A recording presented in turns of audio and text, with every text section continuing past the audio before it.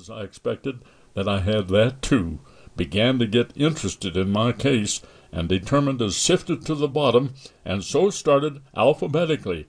Read up ague, and learnt that I was sickening for it, and that the acute stage would commence in about another fortnight. Bright's disease, I was relieved to find, I had only in a modified form, and so far as that was concerned, I might live for years. Cholera I had, with severe complications, and diphtheria I seemed to have been born with.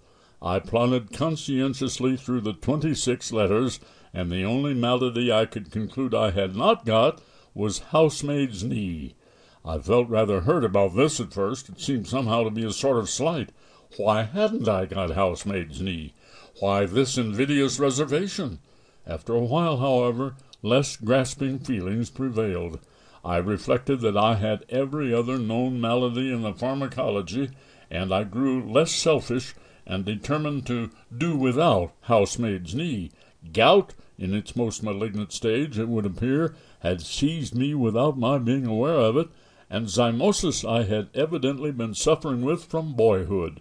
There were no more diseases after zymosis, so I concluded there was nothing else the matter with me. I sat and pondered.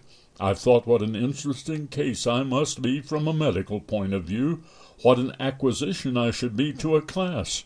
Students would have no need to walk the hospitals if they had me. I was a hospital in myself. All they need do would be to walk round me, and after that take their diploma. Then I wondered how long I had to live. I tried to examine myself. I felt my pulse. I could not at first feel any pulse at all. Then, all of a sudden, it seemed to start off. I pulled out my watch and timed it. I made it 147 to the minute. I tried to feel my heart. I could not feel my heart. It had stopped beating. I have since been induced to come to the opinion that it must have been there all the time, and must have been beating, but I cannot account for it. I patted myself all over my front, from what I call my waist, up to my head, and I went bit round each side and a little way up the back, but I could not feel or hear anything. I tried to look at my tongue. I stuck it out as far as ever it would go, and I shut one eye and tried to examine it with the other.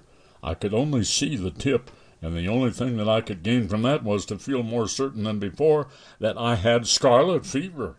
I had walked into that reading room a happy, healthy man. I crawled out a decrepit wreck. I went to my medical man. He is an old chum of mine, and feels my pulse, and looks at my tongue, and talks about the weather, all for nothing when I fancy I'm ill. So I thought I would do him a good turn by going to him now. What a doctor wants, I said, is practice. He shall have me. He will get more practice out of me than out of 1,700 of your ordinary commonplace patients with only 1 or 2 diseases each.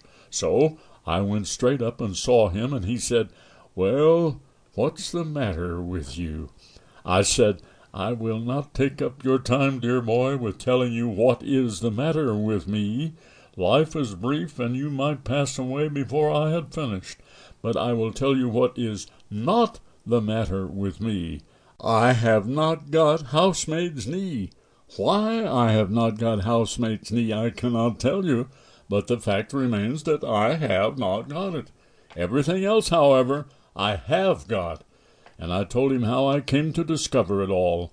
Then he opened me and looked down me and clutched hold of my wrist, and then he hit me over the chest when I wasn't expecting it, a cowardly thing to do, I call it, and immediately afterwards butted me with the side of his head. After that he sat down and wrote out a prescription and folded it up and gave it to me, and I put it in my pocket and went out. I did not open it. I took it to the nearest chemist's and handed it in. The man read it and then handed it back. He said he didn't keep it.